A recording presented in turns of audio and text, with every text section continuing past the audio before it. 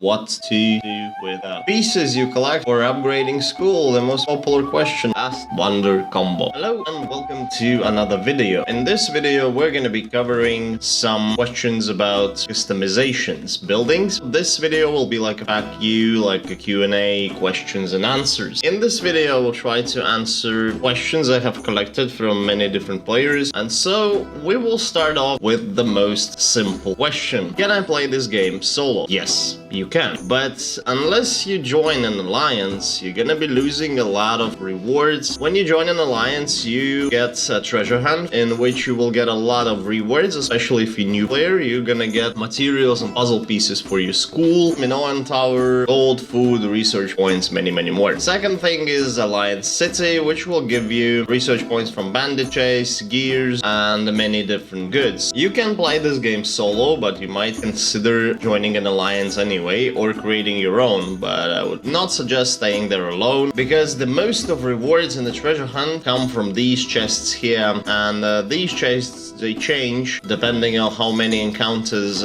in total your alliance members did. So in these chests change, and if you're still collecting like Pirate Fortress, for example, this is the best way to get it. Collectible buildings. I would like to tell you about School, Architect Studio, and the Minoan Tower. So the max level for them is level 10. Now, Minoan Tower gives you happiness in a certain area, 3 squares area. It takes space of 2.2. On the max level, it gives you 3 workers, which is amazing. You can easily get this tower, and you get 3 extra workers just from that. It's amazing. School requires you to put up a production. Now, in my case, it requires me 4 workers. It will produce me research points. On level 1, this building will produce certain amount of research points at different percentages. It will produce in 24 hours. With each level that you upgrade this is one of the best collectible buildings. With each level, you get higher percentages to get more research points per every completed task by your workers. And also, you get reduced timers. In the end, you will gonna get it in 8 hours. As you see, at max level, it's 8 hours for workers, and there's the percentages. And now the last of them, of 3, is the Architect Studio, which produces gears. This one is optional. You can get gears from many different ways in this game, but still 25 gears at max level, 25 gears per 8 hours is not bad. It just takes you 3 workers to do it. If you have spare workers, I would highly suggest on using that. We also have collectible building like Commander Tower, but you can get it from monthly pass. You collect here daily tasks, challenger tasks, and seasonal tasks. Now, daily tasks are every day. If you don't complete them, they just being erased, and the next day you're gonna get new ones.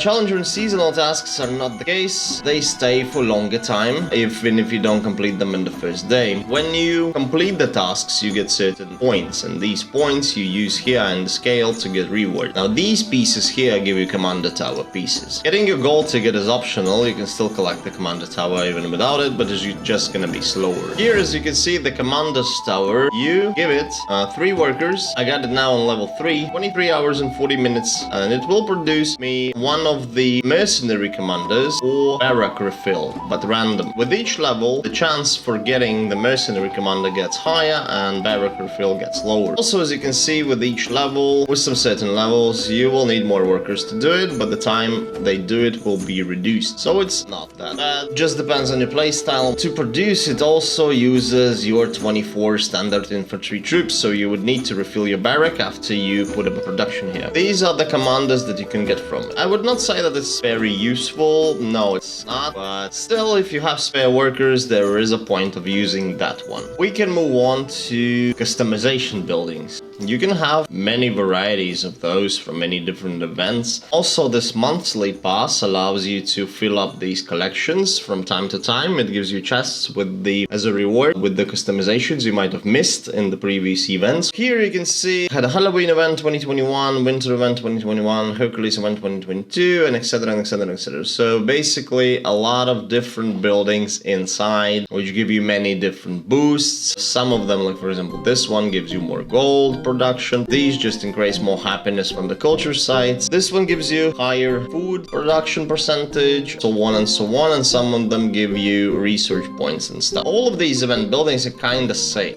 They give you same rewards, they just have different customization, different drawing, different outlook. In general, they're all the same boosts, except for some of them might give you like troop boost, like to your infantry, for example. This gives you 5% damage boost. The most common one, which you're gonna get most of the time, is the treasure hunts customizations. One of the most useful ones is of course Crow's Inn, because it gives you 3 RP points and 2 compasses per day, which is kinda amazing. Others are also useful. And now the question here was about, does the bonus stack up if you put many of the same customization in your city? Simple answer is yes, but you have no chance to check it out. So the game has no possibility, no chance to figure out if it's true, if it's not. That's why some players believe that it's not stacking up together. Some people believe that it does. But I would say that when I put a lot of these skull houses, yeah, which give my infantry 5% boost, which when I put like, I don't know, 7-8 of them collected and put them all at once, I can feel that the infantry is a lot stronger. I would say that yes, they stack up and you can feel it when you put multiple of them in your city at once. In order to use them, you have to find them first, and when you get them, you just click on it and it shows you where you can use it. Because for example, this one, which I click now, they all go for different types of buildings. It all says it here. Now this one, what I have now not used, is for a domestic farm. As you can see, I have 4 domestic farms, so I would click it here, and there we have it. I have this hub upgraded. They look cool. They give you some freshness to your city with the different customizations. Let's switch to the different questions. Does the wonder give bonus while it's on the upgrade? When you put up upgrade, you click on the upgrade button and it starts upgrading. Every one of your wonders is upgraded 1 hour. It is considered like it does not exist, because it's building, constructing. For example, you build a new home in your city, you don't get workers straight away from it, right? You get a worker when the house is finished. That makes sense. This is the same part here with this wonder buildings. When you click on the upgrade them, they go into building stage, and so they are not considered being in your city, and so they give you no bonus at the time of the upgrade. Second question also about wonders is where to get your wonder materials. When you go here in the info tab, before you choose where to roll your orbs for what kind of wonders you want to go, you can click on the info on the right corner, top right corner. Just scroll down and you will see that these wonder percentages and wonder resources percentages. I was talking about this in my wonder guide, but if you missed it, so here we are again. If you click on the info on the wonder resources, it will show you, if you roll your orbs here, which materials you're gonna get most likely from this roll. If you need these, for example, temple materials, you can just see that if you roll for these wonder types, you will get 1 to 3 with 30% chance, which is very high. Now, if you need statue materials, same thing. It's also here with 24.9%.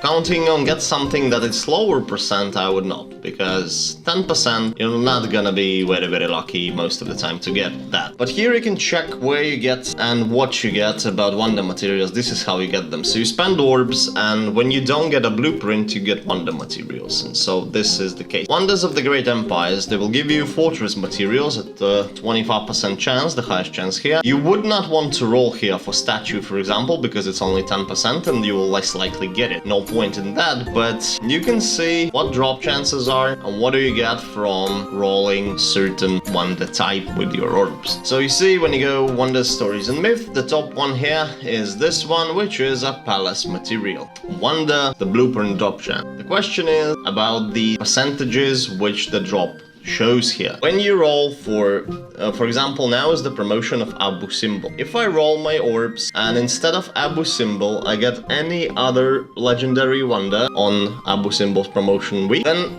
this chance to get it will increase from 75%, which is base 75%, will increase to 100% to the next legendary promoted. So basically, if you roll 80 orbs and in the end you don't get Abu Symbol, but you get, for example, Artemis, if you during this week will roll out another legendary the chances that it will be Abu Simbel will be 100%. That's why here, when I rolled for it and I got Artemis instead of it, my chance went from 75 to 100. And you can check it easily here. 100 means that it's 100% gonna be Abu Simbel if it's going to be a legendary this week. Here it just shows 10%, 0.55% drop chance at all. You need to be very lucky to roll this one faster than 80 orbs. Promotions change every week. You can change every 2 weeks. You can check promotions on official wiki of fandom of Rise of Cultures, and you can check which one is next, which one is after. You can plan your wonders. Actually think through what you want to level up first, what you want to get, and so just collect orbs as much as you can till the day the promotion that you seek comes out, and then you just start rolling, just start getting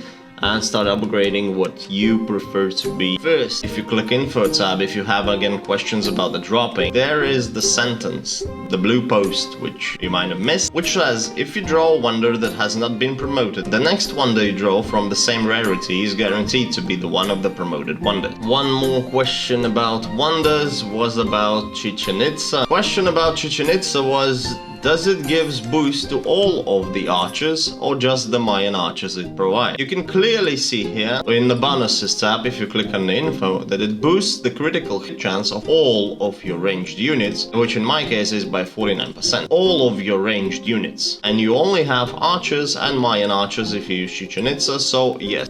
Let's move on to the alliance questions. Aware about notifications in the LA chat. Sometimes you go into this chat and you click here, you will see in this chat like bandit chase started, like whatever messages the game auto sends you in the chat, and it just spams the chat and it's disturbing. What you can do is you can turn off Alliance City. Now Alliance City turns off everything that comes from Alliance City, so that's bandit chase, alerts, and everything that's going on there. You can just turn it off and you will not see any messages of those. Now the second one is the treasure hunt. Treasure hunt messages shows you that treasure hunt started, and maybe something else. I probably didn't see anything else, but yeah. You can also turn it off if you don't want to see it right here. And players activity is the one about your alliance. So for example, someone leaves your alliance, someone joins your alliance, someone gets promoted to officer, whatever there is, the game will auto spam the chat with these messages, and if you don't want to see them, it's very simple. You can just click this button and cancel that. Question is how to invite people to your alliance. In this game, we don't have search. So you cannot search for people, not in the ranking, like literally never. So what you can do though is, for example, if you scroll up, find some guy, somebody like this, for example, who is not in the alliance, or you can find somebody in the alliance, and if you click on him, you can just invite them to alliance. If you click this button, they will get an invitation inside here. When you go into alliance tab, it has alliance invites. I turned it off because I'm alliance leader. I'm obviously not going anywhere, but some people that you send invitation to, they will see them here. So that's the only way to find somebody. You can go to top 100 and just click on anyone here, like on everyone, and send invites like everywhere. You can go to many different rankings and send them invite, but that's the only way to get an invite. No other way, sadly. A question about playing with your friend, and can you invite him to the same server?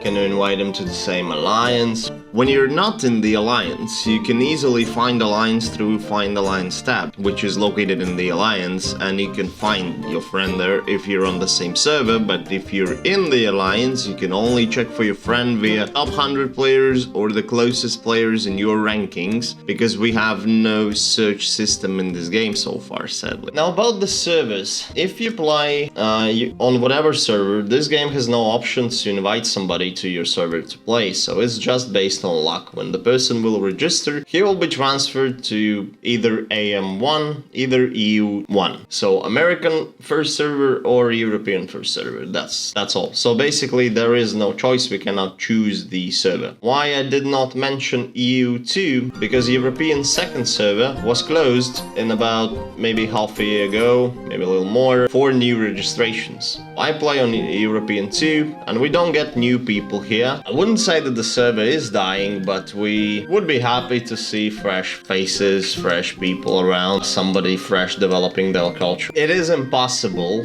at the moment to register on European second server. Hopefully, I hope for it very, very much. The devs will allow people to register to EU2, but for now, it's closed. Cannot choose a server, cannot invite anyone to the EU2. You can only register and wish that you end up on American first or European first, depending where your friend is playing. Now let's return to the wonders. Best wonder combo. A best wonder combo is whatever you can figure out yourself, basically, but I would say that the top one, as I told in my video about wonders, top wonders would be that boost your damage. I would use the top combo of Artemis, Zeus. Yeah, if we talk about the main city. I would leave Colossus because it's a statue, and military wonders benefit from statue, so they need statue to boost damage even more. I would definitely use Artemis. They're the backbone of your army. They're very, very strong. This is not even optional, it's obligatory. Wonders of the Great Empires. Here it's very, very simple. The top wonder ever built in this game is Abu Simbel. It boosts the damage of all your troops. So I don't have it sadly, but I will go for it after I finish my goals at the moment. Secondly, Great Sphinx. It benefits from statue wonders and it gives you huge boost to your cavalry, which is absolutely amazing. It is obligatory. So the top here is Chitzen Itza because it boosts archers, Great Sphinx and Abu Simbel. Those three. The others are optional, but try them to be statue. Like I would use here, if you take wonders of the ancient world, I would use Stonehenge, Colossus, Artemis, Zeus. So I have 3 statues already, boosting Artemis, boosting other wonders, Chichen Itza, Abu Simbel, Great Sphinx. Sphinx benefits from statues. So this combo will get you very far. Rest of the wonders are optional. Let's talk about a bit about the game itself. Trade. Many people are asking where to get trade tokens. You just go into the trade, just click on the plus, add the materials you want to sell. For example, any materials from Stone Age to Age of Sicily. You click on it and you push create offer. And that's how you get trade tokens. You can always click this button if you want to just sell it to your alliance, but it makes no sense. You just want to sell it and as fast as possible, so you get these coins here. You see, if I sell 500 wardrobes, I get 30,000 of ship currency. I can then later use it to buy something. Like I go into the global offers, I can quick search, I can pick the material I need, for example marble burst, and just click on buy. And that's it, I bought it. And so here in the trade you also build trade relationships. Now when you trade with somebody for a longer period of time, like you make a lot of trades, you build with them relationships. So you can get up to 3 hearts, so you get more discount. You spend less of these coins for the goods you want to buy. How to expand your city. You fight on world map. When you make some certain battles, you win expansions. Now you see this square here, it's not expanded in my city, it's not open. I can just click on it. When I have available expansions here, it will be on the right. I can just click and send my workers to unlock it. Second option for it is to buy it for gems, which is kind of expensive. I don't recommend it, but if you really need space, especially early game, you get like from 10 to 50 gems per day at best. So you can just collect them and you can just use them on expansions, at least buy 2, 3 if you want to. It will be helpful, especially early game when you don't have much space and you need to build a lot. What to do with the pieces you collect for upgrading school? The most popular question now. Architect Studio, Minoan Tower, and also Pirate Fortress, which many of the players who play a long time have collected and upgraded max, like me, level 41. About this, there was a post in the Discord, I believe, the developers said that they're counting these, so the game is counting these pieces you collect from Alliance Treasure Hunt for you. There is something coming, they're thinking about it, what to do with them at the moment. Don't worry, it's not a downgrade, it's not like you're not getting any rewards and it's useless. Just keep on going. One day, I believe there will be an update and this question will be answered. I wanted you just to know that the devs know about the issue and they care about it and they think about it. How to defeat armies that outweigh yours. If you're like Bronze Age and you have start of the Bronze Age, and you have, for example, infantry and archers, and you don't have any other troops, but like it looks for you that the field of the enemy is like overcrowded, you can get spare troops basically only from some certain wonders which you will not have at that time, and those battles are made so you can still win them, and you will still win them even with what you have. You don't need to outweight them. But if you're really having a hard time, maybe somewhere later in the game, and you don't have enough troops to put on a battlefield, you feel like outweighted too much, very painful, and you cannot do proper battling. So you have some choices. First is City of Carcassonne. Gives you special heavy infantry troops from the city. You can use those. Chitzen Itza will give you Mayan Archers. Not much, but it's an honest work. And we have Palace of Aachen, which will give you quite decent infantry troops. That's it. So you can get 3 types of extra troops from 3 types of wonders. If you ever get those wonders early game, congratulations, now you have bigger army. But I never found this useful, I never needed this when I passed through the ages until I reached Sicily.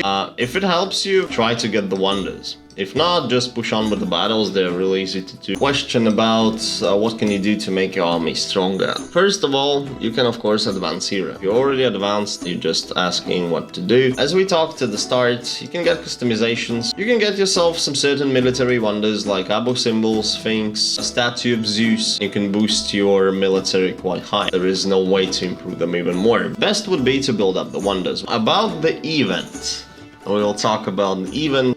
For example, this time we have an ancient Greek event. Now today daily special is shit. Sometimes you get here collectibles like customizations, you get previous collectible building upgrade tokens. This is the daily special. You see there's a scale here, it's empty now. As it gets filled up, you will get it with a 100% chance. To fill it up, you need to complete these. Now this event is a merge event, so we need like bracelets here, which come from this. We need the statue here, which comes from this, from marble, and the music instrument from here. Let's collect it, and you will see how it goes. You can use it by 1, or you can use it x5 and just give you 5 random instruments from here. So you see we merged them together like in the merge game, and they have collected. And now you see this one gives me this bowl and 3 lightning. So let's open it up. I get a 5 research points. Here you can check the drop chances of what it's gonna give you next time you roll. You need to collect those lightnings as well during your road here. And as you see, daily special scale just went a little bit further. So this is how you go. You collect, you merge, you open these chests until this bar is full. You can get the daily special earlier, but if you're not lucky this day, you can just fill it up and it will drop with a 100% chance. About this part of the field, you have an introduction video here, and also we have the ranking. Is how many these lightning stuff from here, how many of them did you collect? And if you collect more, you can get to the top 1%, but I will tell you that this will require you to probably invest and buy those tokens because it will not be enough. But you still can reach bronze and silver. I think I will reach something in one of those towards the end of the event. This just accumulates your total lightnings acquired and allows you to get some extra prizes at the end of the event. Now grand prize is also collected by lightnings. If you go by 3, you need 10 times open this bowl to complete 30 lightnings here, and you will get extra to the opening of this. You will get extra evolution token for your evolution building from this event. Now every event gives you some certain evolution building. If you go to it, you can see that this one is an Elysian field, and it requires you this evolution token to upgrade it. These buildings give you many different cool bonuses, and these buildings are worth collecting. If you're free to play, at best you will get it to level 10 when the event ends, like most of mine are level 10, 11. But if you like want to spend a little bit extra on the game, you can make it up to level 40 to get the max of it. This evolution token, you can get them from here. This is the drawing, again, of the same evolution token. That's how you get it. So what you need to do is just fill up this bar with these lightning points. Here we have this Joker card. Now there was a Celtic event. In a Celtic event, we could roll Joker card for a random good from any random of these 3. But now they changed a little bit this part here, that the Joker is randomly dropped. You see, if I roll for these 3 lightnings, here I have a chance to get the Joker. So Joker, what it does, it gives you random good. From maybe this plate, maybe this plate, maybe this plate. So you never know, but it's completely random. It's nice when you have it, but not really useful. On this note, I thank you all for watching, I hope you enjoyed my content, and I'll see you on the next video.